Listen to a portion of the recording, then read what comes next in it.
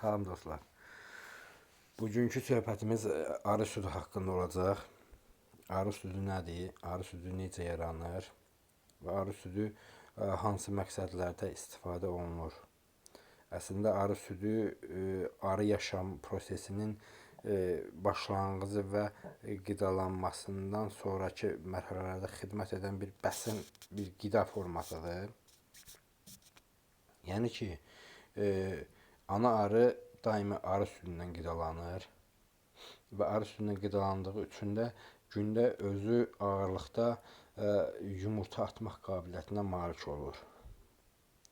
Və ana arı yumurta üstü gözlərindən yumurta atdığı gündən 3 gün sonra artıq larva dönəmi başlayır və larva dönəmi tırtıllı kimilərdən fərqli olaraq arılar xaricdən qidalandırdıqları üçün larva dönəmində 6 və 12 günlük bala arıların hesabına qidalandırılır. Yəni ki, işçi arılar çöldən yüksək keyfiyyətlə malik nektar və polen gətirirlər və ağızdan ağza ötürməklə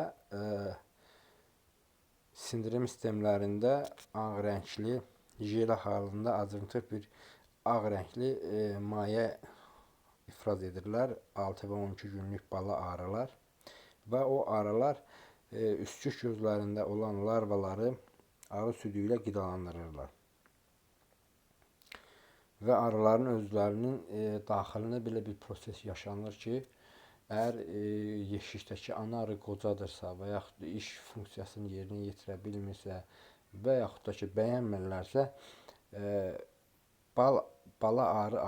bala arıların üstçük gözlərinə həddən artıq 3 gün müddətində həddən artıq çox arı südündən və çox keyfiyyətli arı südündən qidalandırmaqla gələcəkdə özlərinə ana üstçük gözləri qoymağa çalışırlar və istəyirlər ki, həmən üstçük gözlərindən özlərinə bir ana yaratsınlar və özlərinə bir ana var etsinlər. Eyni zamanda ana arı üstçük gözündən başqa 3 gün müddətində 3 gün 5 gün müddətində ana arını arı südündən qidalandırırlar. 6 gün işçi arıların qidalandırırlar və 7 gün isə erkək arını arı südündən larva dönəmində qidalandırırlar. Və bu erkək arıların 7 gün larva dönəmində arı südündən qidalanması gələcəkdə ana arı ilə çiftləşməsi və öz həyatını sonlandırması prosesi baş versin deyə 7 gün arı südündən qidalandırılır və daha sonra pupa dönəmi başlayır. Beləliklə, arı südü işçi arıların çöldən gətirdiyi nektar və polen hesabına yeşik daxili iş prosesini görevlənmiş 6 və 12 günlük bala arıların hələ nektar və poleni bal formasına çevirə bilmədikləri üçün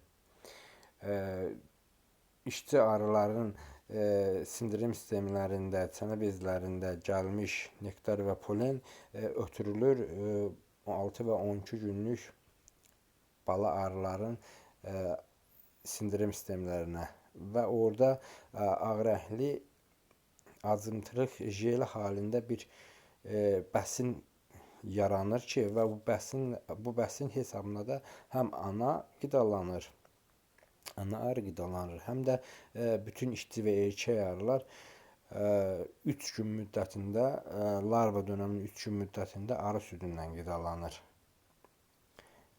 Və əslində 3 gün sürətli bir prosesdə qidalanır.